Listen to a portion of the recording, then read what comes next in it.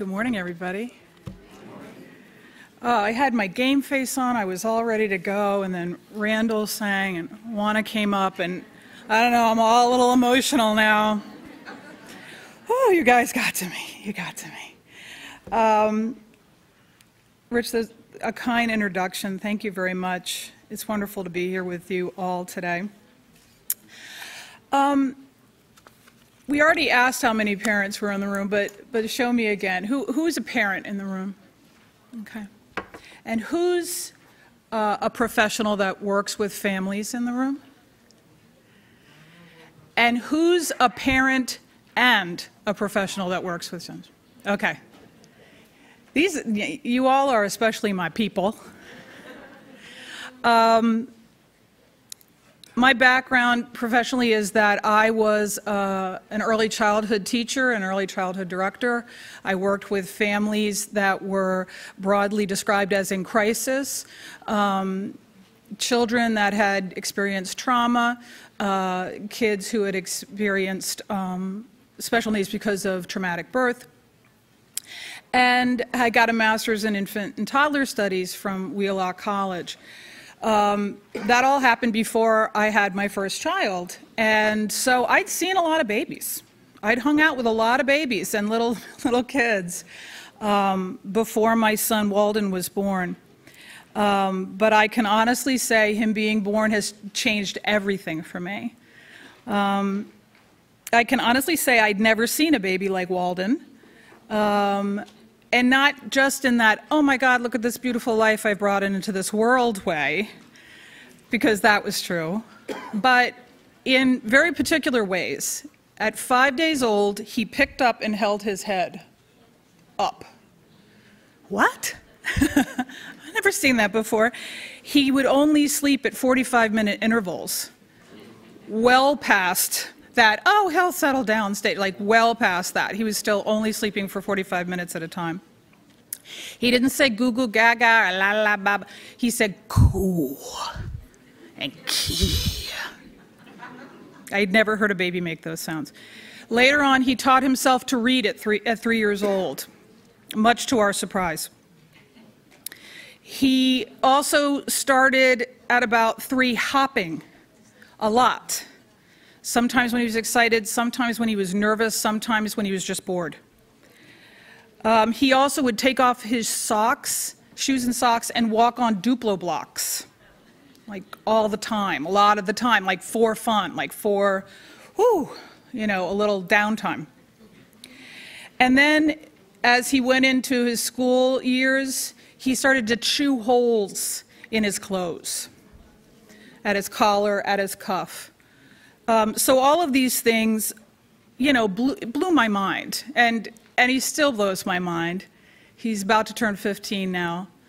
So I just wanted to share a little bit about what this kid, what being this kid, first of all, was like. I'm gonna, rather than go through a whole bunch of diagnoses or the tests we did, I'm gonna cut to the chase and tell you a story that's a little bit more of a vignette of a day in the life of this kid out in the world. Walden was in 2nd grade, and something that really was very clear by that age, and something that his teacher that year picked up on right away, was that he used a pretty advanced vocabulary, and he talked about things that most 8-year-olds didn't really usually talk about. He would say things like, to start a conversation with a kid, he would say things like, did you know billiards and pool were the same thing? And the kid would run away. So, and he wanted to talk about these things in class, and he wanted to have pretty, you know, philosophical conversations in general. But the other thing that his teacher picked up on right away, and was easy to see, was that the minute he wrote anything down, it was highly illegible, it was very difficult to read, and it was also just often a fragment of a sentence rather than a sentence. He would often stop short of expressing himself in any kind of written form, something that starts to be really important in 2nd grade. So This was because we found that his intellectual skills, his ability to process information, see patterns, understand language, use verbal language, was very high, was in this very superior range. But his skills that clustered around output, okay, that whole thing, written language, expressing thought on paper, all the show your work stuff, was average to close to below average. So this set up an asymmetry for him that a professional who works with us, Dr. Don Chase, so beautifully described as, it's like having the fastest, newest computer hooked up to the crappiest printer you've ever had. And if any of us have been in that moment of like, it won't print, I didn't type it like that, why is it coming out like that? That's what it was like for Walden. And so we were aware of that. His teacher, viewing this and even hearing this, said to us, I think he's not working up to his potential. And I think he's lazy sometimes. So it was in this classroom that we were in that year. And this is a story about a grammar lesson where he was learning what a synonym was. His class was learning what a synonym was. His teacher asked for a synonym of big. He put up his hand immediately and said, Titanic. His teacher said, don't you mean gigantic? He said, well, that would be true too. But I said Titanic. She said, okay, Walden. Now, their stories are identical. They both agree that this is what happened. What Walden felt this meant was that she didn't believe him and that she was doubting that it was true.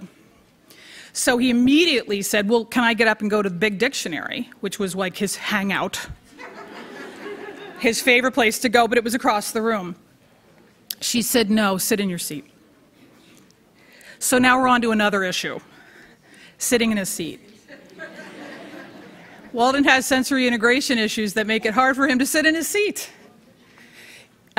He would rather prefer to stand doing anything, or if he has to sit, he'll sit on the edge of a chair, or he'll tip the chair to just get the feeling just right to feel comfortable, and that's about the time he falls on the floor. Because he's defying gravity by this position he gets himself in. So that's what started to happen at this point. He started to stand. She kept telling him to sit down. He started to get weird in his chair. He fell down. He got up. The teacher said this was so disruptive that he would not stop putting his hand up and asking to go to the dictionary, that she decided to ignore him. At that point, Walden's behavior escalated, and part of why it escalated is because he has an anxiety disorder. And especially at that age, or at specific different ages, it was incredibly hard for him to stop escalating like in a moment like this. So we were off to the races. By the end of that grammar lesson, he was standing, hopping, chewing on his sleeve with his fist like this. It wasn't a good day. It really wasn't a good day. At the end of that day, his teacher came to the conclusion and shared with me that Walden needed to have a neuropsych evaluation, that he had rage problems, that he had defiant disorders, and that he really didn't belong in her class. The conclusion Walden came to that day was that his teacher didn't like him and that she thought that he was dumb. Why am I telling you this sad story? Why am I telling you about a bad day? Walden has had a lot of good days. You know, I don't mean to dwell on the bad days, but it's certainly days like this when I looked at him, and even in my fierce protection of him, I looked at him and said, oh my God, what? What? I know all the things that went wrong, but please, God, help me understand what would have been the better things to do. How am I even going to advocate for this kid to this teacher? How are we going to make this work? Well, as I say, Walden's 15 now. or about to turn 15. And he's been in a private school setting for the last couple of years, and he's going to make the move to 10th grade in public high school next year. And he's in a pretty confident place now. He is actually doing really well. But here we go, going into a new school, advocating all over again, this is a time in my life where it's kind of all come back to me again, like, okay, here we go. And so it's a time that I've been reflecting on being his mom and what he's taught me, and it's also because I've had this great opportunity today to talk with all of you that I have this experience. So let me share some of the things I've been thinking about.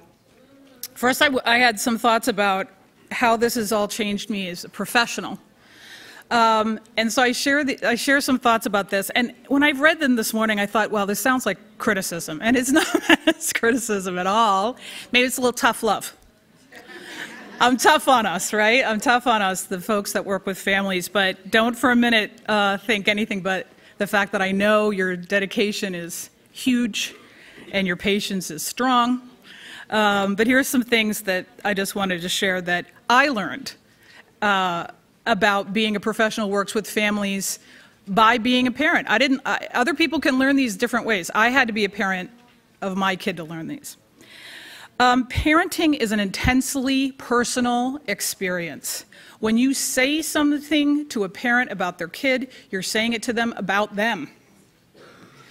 And so that should change our lens about every single thing we do with parents. What we say, how we say it, when we say it, in what setting we say it, and what we do before we say anything at all. Building a relationship with parents is essential. That's where it starts. Denial is grossly overdiagnosed in parents. Right? Woo! Oh my gosh, the amount that I hear in consultation and in training, professionals say, but what about a parent when they're in denial? But that parent's in denial. She's in denial. And I often say, tell me what that looks like. What do you mean when you say that? And I really do see times when that assumption is shared with the parent. I see much more often that it's not even shared with the parent. It's an assumption that's made in the absence of the parent, and then it follows the parent and all the decisions made with that parent. Your assumptions about a parent are only ever your assumptions about that parent. When Walden spoke in these crazy words and said things like masterpiece when he was 3, and when he was reading and all these things he's done, people would say to us, you really must be working with him. You're doing a great job in all the extra stuff you're doing with him. We didn't do any extra work with him. We were not like, throwing phonics cards at him. We were trying to keep up with him, and that's still the case.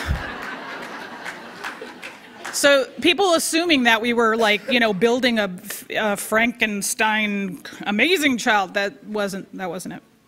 And then when he's had his hardest times and he's been in, the toughest shape in his mental health, people have said, what's going on at home?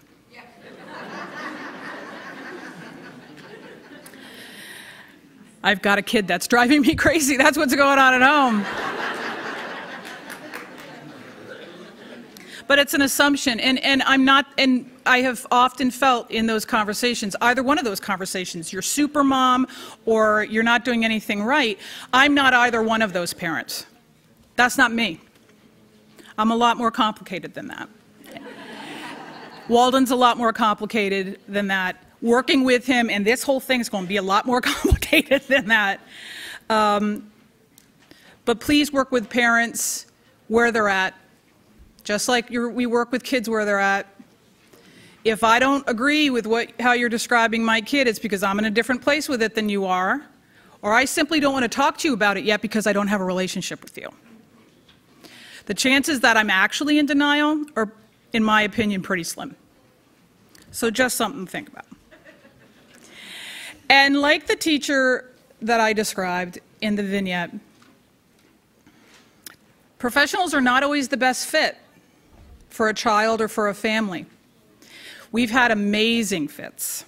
We've had fits that I cry about because I can't believe what I would do unless that person came into our lives. That very next year, Walden got a third grade teacher, Claire Nicholson, one of the most amazing teachers I've ever met in my life. And the first time I went to talk to her to just say, all right, I got to explain my kid to you right now. She said, he's the only kid that gets my jokes. I'm dying for him to be here.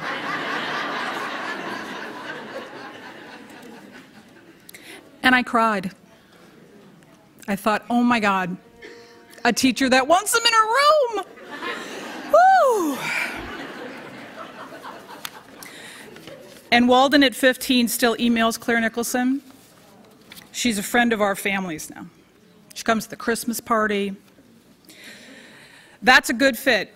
But there are bad fits. And as a professional, you got to be sensitive to that. You have to be able to acknowledge when you're not a good fit with a family and either pass that family on to somebody who's a better fit or get the training you need to be a better fit.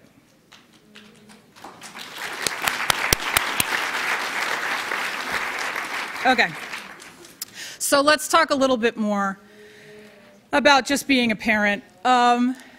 These are just kind of my mantras that I say to myself all the time, especially on those bad days. I remember that day with Walden, all that Titanic experience, we like to call it, for so many reasons, for the name of the meaning of the word Titanic.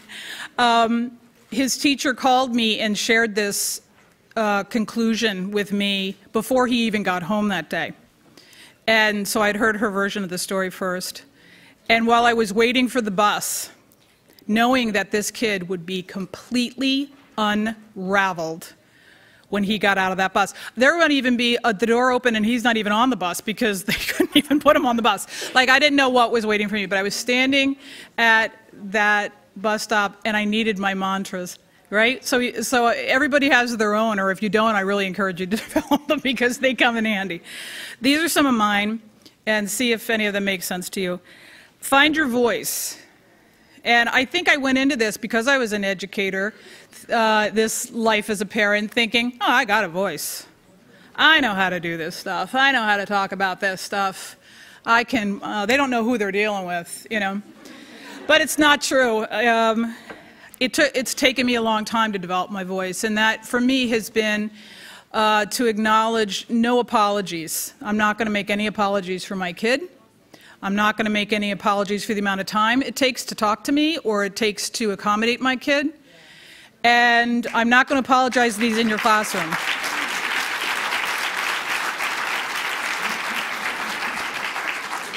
But that's taken a long time, and I have to like pull myself together before September to do it again. So it's not a done deal. Be the clearinghouse of information that pertains to your child. I'm never going to find it. You know, I believe in reading. Like, I really have this flaw in my character that I think if I just read enough, I'm going to get the answer. There's no book about Walden. I had to find lots of bits and pieces that spoke to me. And just when I thought I had all the information I needed, he grew. He got older. He changed again. Oh my God, he's a moving target. I had to learn a whole bunch of other things now. He's an adolescent. Woo, let's get out a whole new chapter, right? But nobody's written the book about Walden. Maybe Walden will one day write the book about Walden. I don't know. But I had to be the clearinghouse of information. I had to go find that stuff, get the good article, get the speaker who speaks to you, get all that information together, and be ready to copy it and hand it out at meetings. Because you're the source of information about your child. Surround yourself with support. What does that mean? I think it can be very, very isolating. I've found it very isolating sometimes, and also on the bad days feeling like there isn't anybody who knows anything about what I need to talk about today. I don't have a phone number for that person, but the fact of the matter is, when you find somebody who loves your kid or find somebody who thinks you're great, get that person's phone number, get that person's email address. Everybody needs a Mrs. Nicholson. Everybody needs friends who, you know, so beautifully in your song, Randall, you said they're friends that don't understand. Let them fall away. Let them fall away. Find the friends who do understand and are comfortable with your kid and are comfortable with their kids being with your kid and all that good stuff. Because that's the person, those are the people you really can call when you're having a bad day, but also who can give you amazing advice. One of those instances, I'll tell you quickly, was at around that same age, but I think it was even kindergarten or first grade, when Walden was, you know, children baffled him, you know, adults delighted him. He loved to talk to adults. And at the time, true story, at the time his favorite thing to ask people was who was their favorite philosopher. That really was. So people would be like, I never took philosophy. Adults would be like, I don't know. Plato? I don't even know. But then he wanted to know why, so it was really hard. But during that time, my friend Phil, who had known Walden for a long time, just turned to me one day and said, has he ever watched SpongeBob? And I hadn't, like, you know, excluded him from SpongeBob, but it just wasn't in my loop. I was like, why? What? No, but, you know, what? He said, this kid really needs something to be able to talk about at the bus stop. Let him watch SpongeBob today. I've got it. You want to put it on right now? It's one of the best pieces of advice I've ever gotten. It gave him social currency, right? It gave him something to talk about at the bus stop, and that's been worth its weight in gold. So these people that love your kid and love you are some of the people that are going to give you some of the best advice. They're also not afraid to say it. And finally, be aware of all the ways that your child's telling you about what they need. Their behavior, their posture, their gaze, their sleep patterns, their words. And really, in the chaos of your lives, really try to listen. When I asked Walden what he thought I should know about his experience to share with all of you today, he said, I don't know, I think what would be important is to know that I always knew I was different.